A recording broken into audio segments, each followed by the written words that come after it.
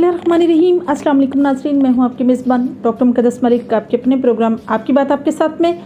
नाज़रीन, आज हम मौजूद हैं बहावलपुर की तहसील अहमदपुर शर्किया में, और अहमदपुर शर्किया का जब भी जिक्र आए तो सियासत में एक उभरता सितारा जिन्होंने अपनी सियासी करियर का आगाज़ बहुत छोटी सी एज में किया और एज ए चेयरमैन आपने अवाम का चेयरमैन बनकर, अवामी नुमाइंदा बनकर एक हक अदा कर दिया सियासत का। इसी तरह से अगर हम उनकी सियासत को कंटिन्यूसली विज़िट करें तो 6 दफ़ा आप मेंबर ज़िला कौंसल रहे और आप उम्मीदवार MPA हैं पाकिस्तान पीपल्स पार्टी के प्लेटफार्म से। अगर हम बात उनकी सियासत की करें तो सियासी करियर में उन्होंने 6 मंथ के लिए ही सही, लेकिन पाकिस्तान तहरीक इंसाफ को भी ज्वाइन किया और पाकिस्तान तहरीक इंसाफ के साथ टाइम स्पेंड किया।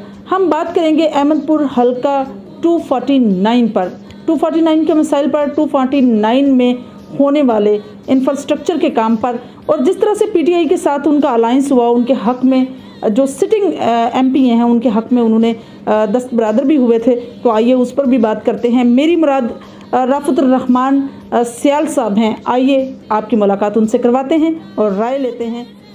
अस्सलाम वालेकुम जी, कैसे हैं आप? वालेकुम सलाम, अल्हम्दुलिल्लाह।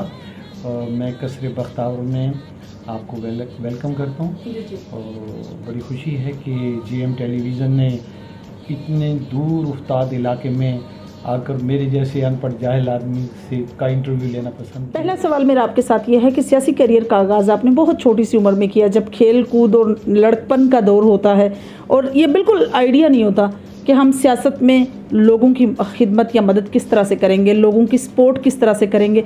और मेरे ख्याल में आपके ज़माना तालब इल्मी की अगर बात करें या उससे पहले की बात करें तो लोगों को इतनी अवेयरनेस भी नहीं थी। एज ए चेयरमैन आप दुनिया के सामने आए, लोगों के सामने आए, यूनियन काउंसिल को रिप्रेजेंट किया, कैसा लगा आपको? अल्हम्दुलिल्लाह, इसमें कोई शक नहीं कि बहुत छोटी उम्र में आया, मुझे कोई तजर्बा नहीं था। बल्कि इसमें एक दिलचस्प बात ये है कि गो के हमारा इसी लोकल फैमिली से ताल्लुक़ है, सराइकी रियासती फैमिली से ताल्लुक़ है, लेकिन मुझे रियासती ज़बान की समझ नहीं लगती थी जब मैंने इस जगह पर कदम रखा। लेकिन अल्हम्दुलिल्लाह सबसे बड़ा अल्लाह ताला का करम और वालिदैन की दुआएं थी कि बहुत छोटी उम्र में मैं चेयरमैन इलेक्ट हुआ, फिर मेंबर ज़िला कौंसल इलेक्ट हुआ 2 दफ़ा, यानी एक दफ़ा पहली दफ़ा जब निज़ामत का निज़ाम आया तो उस वक्त भी मैं अनअपोज इलेक्ट हुआ और पूरे ज़िले में एक मैं था। और शायद मेरा ख्याल है कि जो उज शरीफ के MPA इफ्तिखार गिलानी साहब, शायद वो भी बिला मुकाबला हुआ। तो उससे पहले एक दफ़ा मैं मेंबर ज़िला कौंसिल भी बिला मुकाबला हुआ। और अल्हम्दुलिल्लाह छोटी सी उम्र में आने के बावजूद मेरे अल्लाह ने ये करम किया कि आप यहाँ इलाके में अगर लोगों का इंटरव्यू करेंगे तो अल्हम्दुलिल्लाह वो अच्छे नाम से याद करेंगे। ये अल्लाह का करम है कि लोगों की खिदमत की है, लोगों के जो ज़ाती मसाइल हैं उनको अपना ज़ाती मसाइल करके हल करता हूँ। सुबह से शाम तक मेरे पास मेला लगा होता है और it is proud of me, not मियाँ मीठू, प्राउड ऑफ मी कि ये 10-15 किलोमीटर के इलाके में यहाँ 7 थाने लगते हैं। यहाँ लोग थाने जाना पसंद नहीं करते, वो मेरे पास मेरे पास आके अपने मसाइल हल कर देते हैं। बहुत कम यहाँ से कोई थाने में FIRs वगैरह दर्ज होती हैं। बहुत अच्छी बात है, आपके आने से यकीनन बड़ी तब्दीली जो है इलाके में आई। अगर हम सर आपकी सियासी करियर की बात करें, पीपल्स पार्टी को आपने ज्वाइन किया, पाकिस्तान तहरीक इंसाफ से आपने इब्तदा की, किसी भी पार्टी की या किसी प्लेटफॉर्म की इब्तदा की, सियासत तो चलें आपकी अपनी एक इब्तदा थी जो आपने लड़कपन से की हुई थी, लेकिन PTI को 6 मंथ में ही ज्वाइनिंग के बाद हैदराबाद करना और वो कि डेमोक्रेटिक राइट है, क्या वजह बनी? मैंने PTI 218 में पूरी कौम की तरह अच्छी तवक्कुआत के साथ ज्वाइन की, लेकिन चंद माह बाद ही ये अंदाज़ा हो गया कि जो कुछ समझ कर ये इस पार्टी को ज्वाइन किया है वो तवक्कुआत पूरी नहीं होंगी। लेकिन मेरे दोस्त, मेरे अहबाब, मेरे साथ पार्टी के दोस्त भी वो मेरा मजाक उड़ाते थे कि प्लीज़ गिव सम टाइम। तो देख लें कि 4 साल बाद भी जो है वो फिर कोई अच्छा नतीजा नहीं लगा और मेरा ख्याल है कि मेरा अंदाज़ा भी सही था। और फिर इसी तरह ही मतलब है कि आसिफ अली जरदारी साहब को इस सेंस में मैं ज़ाती तौर पे पसंद करता था कि वो मेरी ही तरह, मतलब मेरा जो स्टाइल है कि सुलह जो लोगों को जोड़ने में किरदार अदा करते हैं, मतलब जितना भी मुश्किल मरहला हो उसमें अल्लाह ताला ने उन्हें टैलेंट दिया है कि उस मसले का कोई हल निकाल लेते हैं। लेकिन पीपल्स पार्टी में आसफ जरदारी साहब को पसंद करना, बिलावल भुट्टो को पसंद करना अपना, लेकिन मखदूम अहमद महमूद साहब जो साहब गवर्नर हैं और साउथ पंजाब की पीपल्स पार्टी के सदर हैं, उन्होंने शफकत फरमाई और मुझे कहा कि भी ये मेरा हुक्म है कि आप पीपल्स पार्टी ज्वाइन करें। मैं पीपल्स पार्टी में आ गया। फिर मुझे इसी 249 के हल्के में पीपी की टिकट मिल गई, क्योंकि मेरे जो एमएनए हैं मखदूम सैयद अली हसन गिलानी साहब, वो पहले भी 2 दफ़ा एमएनए रह चुके हैं। उनकी भी ख्वाहिश थी कि हमारा आपस में पैनल बन जाए, तो बस अल्हम्दुलिल्लाह अल्लाह ताला ने पैनल भी बना दिया, टिकट भी मिल गई, नॉमिनेशन भी पेपर फायर हो गए। पर गॉड इज़ ग्रेट, अब पता नहीं इलेक्शन कब होंगे। पीपी 249 से आप उम्मीदवार एमपी हैं, और ऑब्वियसली हर एमपी की एक अपने हल्का में एक मंशूर होता है, मैनिफेस्टो होता है। आपका मैनिफेस्टो क्या है? देखिए, जब मैं बचपन में सियासत में आया तो मेरे जहन में एक ही बात थी कि इलाके को तालीम से आरास्ता किया जाए। सही। लेकिन 46 ईयर बाद वो विजन जो है वो तब्दील हो गया है। अब मेरे जहन में ये है कि इलाके के लोगों की चादर और चार दीवारी को कैसे महफूज बनाया जा सकता है, लोगों को इंतज़ामिया और पुलिस से कैसे इंसाफ दिलाया जा सकता है। अब तो ये है कि इलाके के लोगों को इंसाफ मिले। वो तालीम जो है वो अब पसे पुश चली गई है।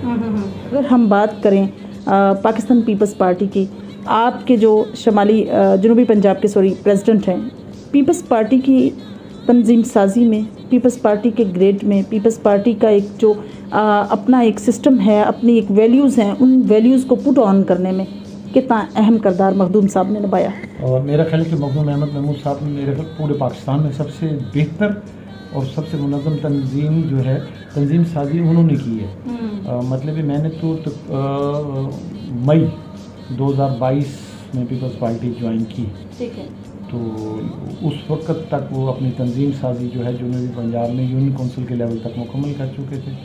तो अभी जब मैं मुख्तलिफ इलाकों में जानते हैं तो मैं ये समझता हूँ कि ये साउथ पंजाब पाकिस्तान में पीपल्स पार्टी का वो वाहिद खिता है कि जहाँ मुकम्मल तौर पे ग्रॉस रूट लेवल तक जो है वो तंजीम साजी की गई है।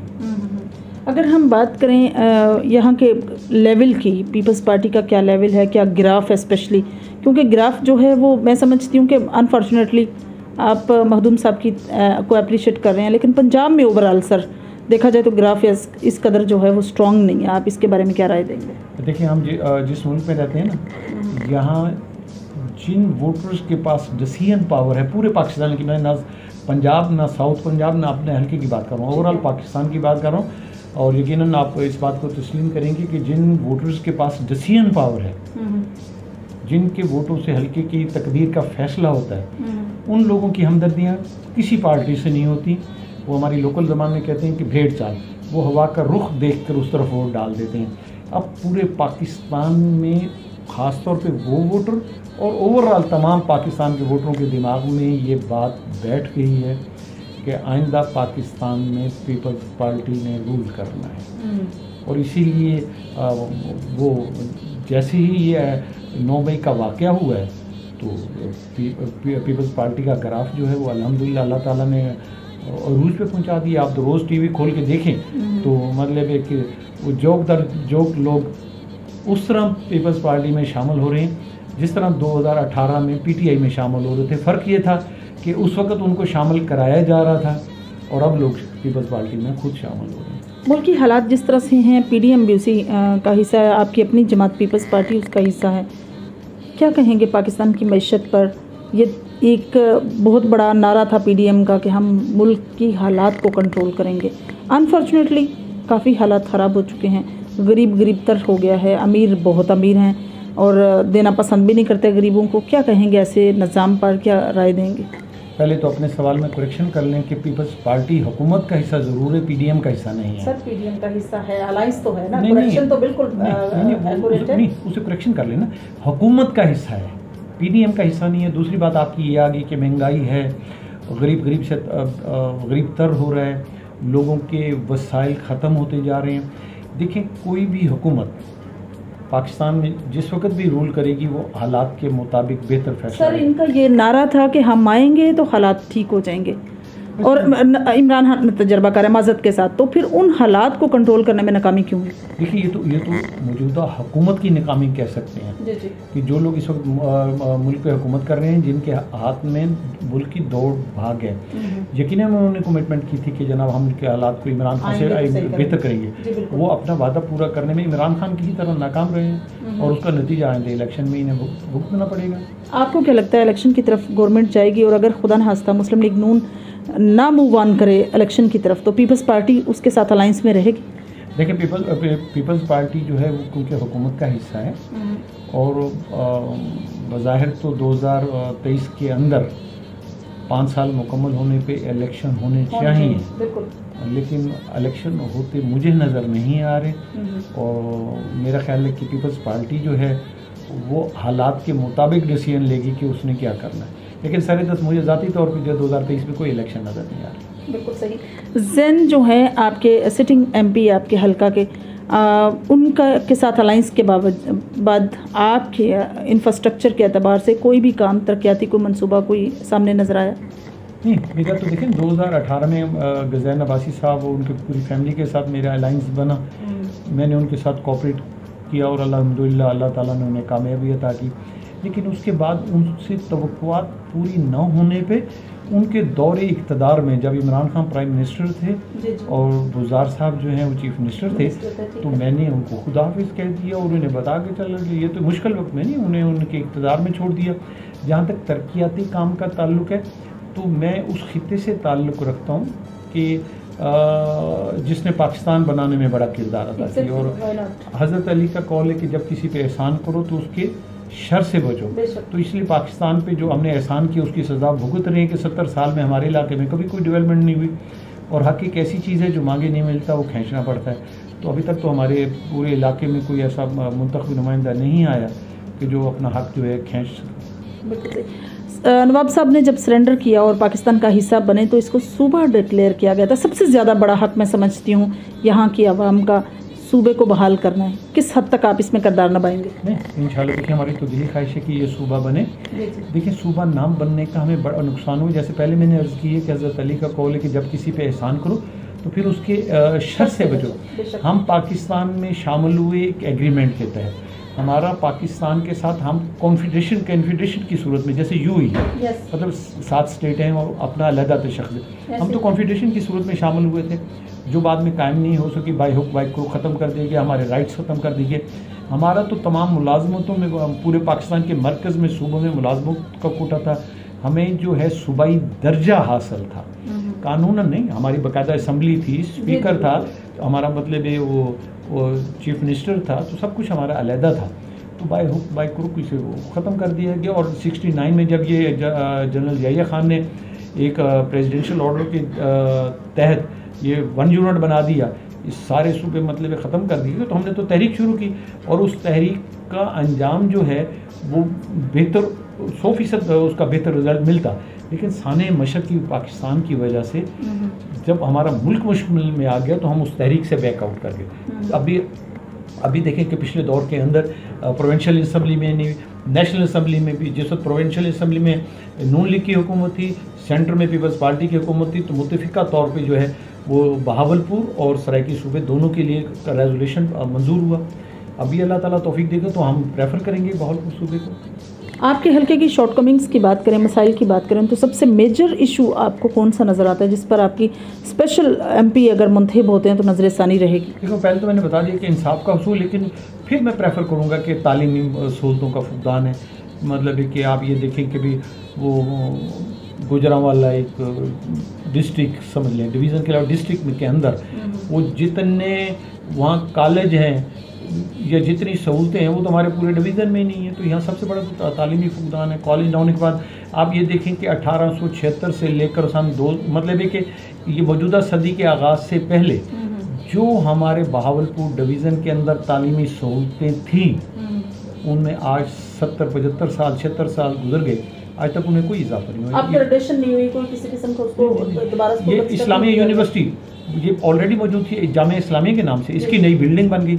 मेडिकल कॉलेज जुल्फ़िकार अली भुट्टो अल्लाह नगरी के रहमत करके उन्होंने बना दिया, लेकिन उसमें तो अपन मेरिट जो है वो ओपन कर दिया, उस सीटें फिर अपर पंजाब वाले ले जाते हैं। अपर पंजाब बस इसलिए जाते हैं कि वहाँ के पास तालीमी सहूलतें ज़्यादा हैं, हमारे पास नहीं है, इसलिए हमें उनका कोई फ़ायदा नहीं। इसके अलावा तो पूरे बहावलपुर डिवीज़न में कोई डेवलपमेंट ऐसी नहीं हुई कि जिसे हम कह सकें कि जनाब ये हमारे पाकिस्तान बनने के बाद ये तालीमी अदारा जो है ये यहाँ बनाया गया। तो इस तरह की कोई सहूलत नहीं। तो मैं प्रेफर करूँगा इंसाफ के साथ साथ तालीम।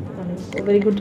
सर 249 में आपको अपना मुकाबला, अगर इलेक्शन होते हैं ऑब्वियसली होने तो हैं, 5 साल कंप्लीट हों तो होने चाहिए अकॉर्डिंग टू रूल्स रेगुलेशन, तो आपका मुकाबला आपको किस शख्सियत के साथ नज़र आता है? मेरा ख्याल देखिए बहुत सारे उम्मीदवार हैं, लेकिन अब इसलिए मेरा मुकाबला जो है मेरा मुकाबला मेरे साथ ही है। मतलब है कि हम अलायंस में हैं, तो अलायंस पार्टियों को से मेरा मुकाबला होगा। जो भी उनके हमारे अलायंस में ख़ास तौर पे नून वाले हैं उनके साथ ही मुकाबला होगा। बाकी पीटीआई का तो क्योंकि वो जिस तरह बनी थी उस तरह ख़त्म होगी, वो मुझे नहीं नज़र आ रहा। गॉड इज़ ग्रेट, गैब का इल्म अल्लाह के पास है कि बाकी अगर पीटीआई मैदान में होती तो फिर मैं ये कहता कि मेरा मुकाबला पीटीआई वालों के साथ। लेकिन मुझे नज़र आ रहा है कि जिस तरह बनी है इसी तरह से ख़त्म हो जाना, तो फिर मेरा मुकाबला अपने साथ ही होना। मुल्की सियासत में एक अजीब सा तार चढ़ाव का सिस्टम जो है वो इस वक्त चल रहा है। हर बंदे को नफ्सा नफसी है। एक अपोजिशन लीडर इमरान खान, उसी पर पूरी पीडीएम की तवज्जो, क्या देखते हैं आप? बस वो यही कुछ देख रहा हूँ कि हम मुसलमान हैं और क़यामत की निशानी में यही है कि आने वाला दिन जो है वो अख्तर होगा, गुजरने वाले दिन से नफ्सा नफसी का आलम होगा। तो वही दौर शुरू है।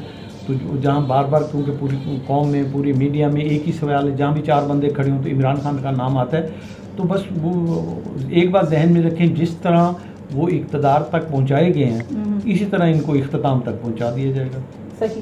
पंचायत जो है ये अल्लाह पाक की तरफ से एक फ़न है और अल्लाह पाक बहुत कम लोगों में से चुन लेते हैं ऐसे लोगों को जिनका सुलहनामे पे या एक कलीदी किरदार निभाना होता है, सुलह करवानी होती है। पंचायत आपने कहाँ से सीखी? डेरा नवाब में आपका बहुत टाइम गुजरा, वहाँ आपने ऐसा कौन सी चीज़ असेसमेंट में देखी कि जो आप अपने समय की लाइफ में उसको अप्लाई करना चाहते हैं? लेकिन जहाँ तक पंचायत का सिस्टम है ये चीज़ें सीखी नहीं जाती, ये खुद ब खुद मतलब है कि अल्लाह ताला की तरफ से देन है। क्योंकि जब मैं 1977 में आया तो जैसे मैंने गुजारिश की कि मुझे सराइकी ज़बान नहीं आती थी, वो अल्लाह ताला ने, मेरे वालिद जो थे वो गज़ेटेड ऑफिसर थे, मेरे दादा जो हैं वो कमांडर इन चीफ थे, मेरे 2 छोटे भाई ब्रिगेडियर थे। तो ये है कि लोग अपने मसाइल लेके आए, तो ऑब्वियसली जो अल्लाह ताला ने इज़्ज़त दी हुई और बेहतर कोई लड़े सुलह करानी सीख ली। तो होते होते अब ये है कि भी अल्हम्दुलिल्लाह मेरा नाम है, वो मतलब पे ज़िले डिवीज़न में कोई मसला हल ना हो तो लोग वो मेरे पास आ जाते हैं मसला हल कराने के लिए। अल्लाह ताला तौफीक देता है और मसला जुड़ जाता है तो बच जाता है। दूसरी बात आपने कही कि डेरा साहब, तो झूठ मैं बोल नहीं सकता और वो सच फिर छुपा नहीं सकता, सिर्फ मुनाफिकत देखी। वहाँ आपको दोस्त और दुश्मन का नहीं पता लगता। ठीक है मतलब दिखने में सारे दोस्त हैं, लेकिन इनर सेल्फ में वो कुछ भी है। और बुजुर्गों से ही सुना हुआ है कि जहाँ पे नवाबी हो, जहाँ पे बादशाह हो, जहाँ पे पीरी मुरीदी हो, वहाँ पे मुनाफिकत बहुत ज़्यादा होती है। आपको कतन अंदाज़ा नहीं होगा कि जो शख्स आपके साथ अच्छे अंदाज में मिल रहा है, अच्छे अंदाज में बात कर रहा है और आपको बज़ाहिर ये लग रहा है कि पूरी दुनिया में इससे बेहतर मेरा वेल विशर कोई नहीं है, तो फिर बाद में पता लगेगा कि मेरी पीठ में खंजर भी इसी नहीं खो पाता। तो बस वहाँ मुनाफिकत ही मुनाफिकत है। बिल्कुल सही। फील्ड वर्क में नॉर्मली सियासतदान जो हैं बड़ा पार्टिसिपेंट करते हैं स्पोर्ट्स में, नौजवानों की हौसला अफजाई में। आपको कभी मौका मिला हो कबड्डी या कोई भी किसी किस्म के स्पोर्ट्स में, स्पेशली मैं बात करूँगी कबड्डी, कुश्ती, ये इस तरह की जो चीज़ें हैं, इनमें आप किस तरह अपना रोल अदा करते हैं? इस तरह है कि जिस तरह अभी आपने जिक्र किया कि अभी आप जहाँ से साइड रोड पे टर्न हुई हैं वहाँ एक दरबार है जहर की, वहाँ हर साल कुश्तियाँ होती हैं। अच्छा। उसमें फिर मैं पार्टिसिपेट उनके साथ कर लेता हूँ कि उनके लिए सहूलतें पैदा कर देता हूँ। बाकी खुद तो मुझे कोई शौक़ नहीं है। नहीं, मैंने भी नौजवानों के लिए पूछा। लास्ट में आप अपने हल्के के लोगों को सर क्या पैगाम देंगे? ऑब्वियसली यहाँ से आप उम्मीदवार हैं, आप एक मैसेज क्या देंगे उनको कि आपके साथ किस तरह कोऑपरेट किया जाए? मैं अपने हल्के और पूरे पाकिस्तान के अवाम से ये तवक्को करूँगा कि वोट एक ऐसी चीज़ है जिससे आपने अपने आने वाली नस्लों और मुल्क की तकदीर का फ़ैसला करना है। वोट जो है वो किसी के कहने सुनने पे नहीं, जब हम अपनी अक्ल समझ से सोच समझ के वोट का इस्तेमाल करेंगे, बेहतर आदमी को हम मुंतखब करेंगे, बेहतर आदमी के लिए वोट हम इस्तेमाल करेंगे, तो यकीनन मेरा अल्लाह फिर मुल्क की मामलात में बेहतरी लेके आएगा। ये अल्लाह ताला ने हमें इख्तियार दिया हुआ है कि हम अपने मुस्तकबिल के लिए अच्छा या बुरा फैसला हम खुद करें, और यही वक्त है सोच समझ के फैसला करने का। बिल्कुल सही जी। तो नाज़रीन, ये थी रफ़त रहमान सियाल साहब की गुफ्तगू। अगर हम बात करें उनके सियासी करियर की तो वो हम आपसे ऑलरेडी शेयर कर चुके हैं, लेकिन उनका सबसे बड़ा ऑप्टिमिज़म जो उनके अंदर है, जो डेस्टिनेशन उनके ज़िंदगी में वो रखते हैं अपने हलके के लिए 249 के लिए, वो एजुकेशन को इम्प्रूव करना है, और प्लस पंचायत का जिस तरह से वो उन्होंने एक बोलबाला किया हुआ है अपने हलके के अंदर और सराउंडिंग एरियाज़ में, ये बहुत अच्छी बात है और बहुत अप्रिशिएटेड बात है। क्योंकि अगर हम थाना कचहरी कल्चर को इम्प्रूवमेंट नहीं देते, काफ़ी मसाइल अपने सॉर्ट आउट करने की कोशिश करते हैं, तो काफ़ी ऐसी चीज़ें हमारे माशरे में डेवलप होना बंद हो जाती हैं। जो डेवलप हों तो घर उजड़ते हैं। इंशाल्लाह मेरी और आपकी मुलाकात होगी फिर किसी नए प्रोग्राम में। तब तक के लिए इजाज़त चाहती हूँ। अल्लाह हाफिज़।